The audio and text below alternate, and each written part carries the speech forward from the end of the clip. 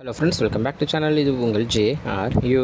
ஒரு சூற காத்து காத்து காத்து என்ன பார்த்து சூற காத்து காத்து. ஸோ இன்றைக்கி ஒரு சினிமா நியூஸ் இல்லாமல் ஒரு கிரிக்கெட் நியூஸ் தான் பார்க்க போகிறோம். ஆமாங்க, 2023 final GT vs CSK match எல்லாருக்குமே தெரியும். 2 வருஷம் முன்னாடி நடந்த மேட்ச், அதை பற்றி ஏன்டா இப்போ பேசுகிற அப்படின்ற மாதிரி நிறைய பேர் கேட்கலாம். ஒரு சில விஷயங்கள் நம்ம மறக்க முடியாத அளவுக்கு நம்ம மைண்ட்லேயும் நம்ம மனசுலையும் பதிஞ்சிருக்கும். எனக்கு அப்படி ஒரு விஷயம் அந்த ஃபைனல் மேட்ச் ஒன்று தான் சொல்லணும்.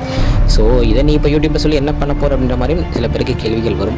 அந்த டைமிங்கில் நம்மக்கிட்ட சேனல் இவ்வளோ ரீச்சில் இல்லை. ஸோ எல்லோரும் தெரிஞ்சுக்கணும், இதுக்கப்புறம் பார்க்குறவங்க அதை பற்றி தெரிஞ்சுக்கிட்டும் அப்படின்றதுக்காக ஒரு சின்ன வீடியோ மாதிரி போடலாம் அப்படின்னு தான் இந்த வீடியோ.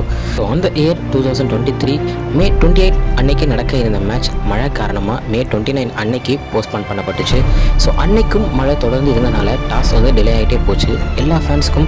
ஸோ இன்றைக்கும் டாஸ் போடுவாங்களா, இன்றைக்கும் மேட்ச் நடக்குமா, இல்லை இந்த மேட்ச் எப்படி க்ளோஸ் பண்ண போகிறாங்களா அப்படின்ற ஒரு ஏமாற்றத்தில் கிரவுண்டில் எல்லாருமே உட்காந்துருந்தாங்க. தென் கொஞ்ச நேரம் போக போக மழை கொஞ்சம் கொஞ்சமாக கம்மியாச்சு.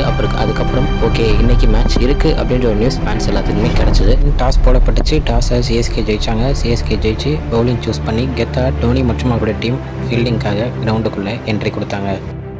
GTக்காக களமிறங்கின கில் மற்றும் சாகா பவர் பிளேயில் அதிரடியான ஆட்டத்தை கொடுத்தாங்க அப்படின்னு தான் சொல்லணும். சாகா ஒரு ½ செஞ்சுரி கம்ப்ளீட் பண்ணியிருந்தார் அந்த பவர் பிளேலேயே. கில் அவர்களும் சூப்பரான ஒரு கன்சிஸ்டண்டான ஒரு ஆட்டத்தை கொடுத்துக்கிட்டு இருந்தார். ஸோ அந்த டைமிங்கில் உள்ளே வந்த ஜடேஜா அவருடைய ஸ்பின் மூலியமாக சூப்பராக கில்லுடைய விக்கெட்டை எடுத்தார். 7வது ஓவரில் ஃபஸ்ட்டு விக்கெட் GTக்கு விழுந்துச்சு. 1 டவுனில் இறங்கின சாய் சுதர்ஷன் சூப்பரான அவருடைய கன்சிஸ்டண்டான பேட்டிங் மூலியமாக 96 ரன்ஸை அந்த ஃபைனலில் அவர் பதிச்சிருந்தார் அப்படின்னு தான் சொல்லணும். அவருடைய அந்த 96 ரன்கள் டீமோட ஸ்கோரை எங்கேயோ கொண்டு போயிடுச்சு. விக்கெட்டுகள் எதுவுமே இழக்காமல் சூப்பரான ஒரு பேட்டிங்கை GT அணி கொடுத்துட்டு இருந்தாங்க. நம்ம CSK பவுலர்ஸும் எவ்வளோ தான் ட்ரை பண்ணாலும் அவங்களால விக்கெட்ஸை எடுக்க முடியாமல் ரொம்பவும் திணறிக்கிட்டு இருந்தாங்க அப்படின்னு தான் சொல்லணும்.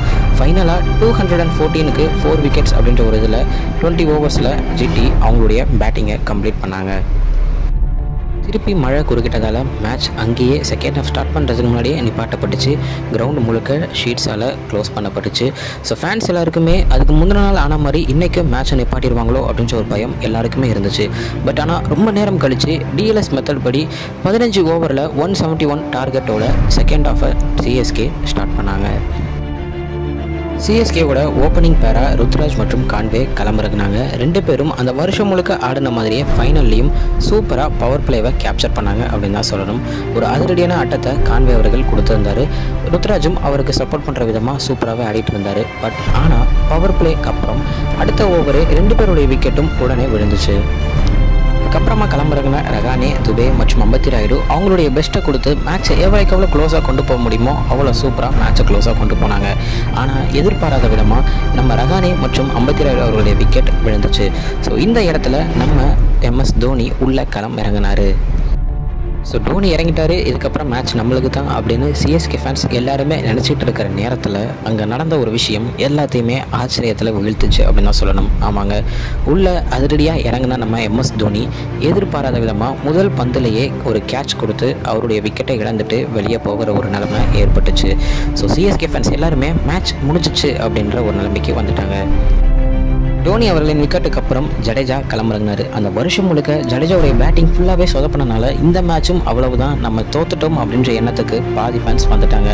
இருந்தாலும் என்ன நடக்குது அப்படின்றத பார்க்கறதுக்காக ஒருத்தர் கூட நவராமல் அத்தனை கூட்டமும் அந்த கிரவுண்ட்லேயே இருந்துச்சு அப்படின்னு தான் சொல்லணும். ஸோ ஃபைனல் ஓவருக்கு முந்தின ஓவர் ஷமி அவருடைய பவுலிங்கில் வெறும் 8 ரன்களை எடுக்க முடிஞ்சனால கடைசி ஓவரில் 6 பாலுக்கு 13 ரன்கள் தேவை அப்படின்ற ஒரு இலக்கில் ஜடேஜா மற்றும் துபே அந்த ஃபைனல் ஓவரை எதிர்க்க களமிறங்கினாங்க. ஃபைனல் ஓவரை போட மோஹித் சர்மா முன் வந்தார். மோஹித் சர்மா முதல் 4 பால் போட்டு அதில் வெறும் 3 ரன்களை மட்டுமே கொடுத்து சூப்பராக மேட்சை கொண்டு போயிருந்தார். கடைசி 2 பாலில் இப்போது CSKக்கு தேவைப்பட்ட ரன்கள் 10. எல்லாருமே என்ன ஆக போகுது அப்படின்னு நினச்சிக்கிட்டு இருந்த நேரத்தில் ஜடேஜா ஒரு சூப்பரான ஒரு ஸ்ட்ரைட் ஷாட் ஒன்று அடித்தார். அந்த பால் லைனை தாண்டி 6 போச்சு. மக்கள் எல்லாருமே ஆரவாரத்தில் கத்த ஆரம்பிச்சிட்டாங்க. இப்போது ஃபைனல் பாலில் தேவைப்படுற ரன்னு 4. ஸோ என்ன நடக்க போகுது, ஏது நடக்க போகுது அப்படின்றத தெரியாத ஃபேன்ஸ் ரொம்பவும் ஒரு ஆதங்கத்தில் உட்காந்துருந்தாங்க.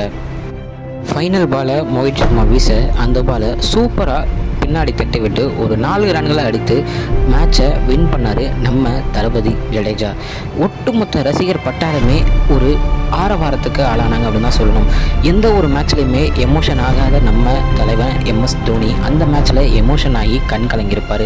ஜடேஜாவை சந்தோஷத்தில் தூக்கி கொண்டாடி இருப்பார். 2 நாளாக நீடிக்கப்பட்ட அந்த மேட்ச் மக்கள் எல்லாத்துக்குமே ஒரு ஆனந்த கண்ணீரை கொடுக்கக்கூடிய ஒரு மேட்சாக தான் அமைஞ்சிச்சு அப்படின்னு தான் சொல்லணும். ஸோ ஜடேஜா ரீசெண்டாக ஒரு இன்டர்வியூவில் சொல்லியிருப்பாரு, it's not a team, it's a family அப்படின்னு சொல்லியிருப்பாரு. ஸோ இப்படிப்பட்ட ஒரு டீமை பற்றி, இப்படிப்பட்ட ஒரு மேட்சை பற்றி பேசலைன்னா எப்படிங்க? ஓகே, இதுதான் இன்னைக்குள்ள வீடியோ. என்னோட வந்து பார்க்குறேன். அது வரைக்கும் உங்ககிட்ட நினைப்பது உங்கள் Jaswin. Bye friends. Next video மறக்காமல் நம்ம சேனலை சப்ஸ்கிரைப் பண்ணிக்கோங்க. Bye bye.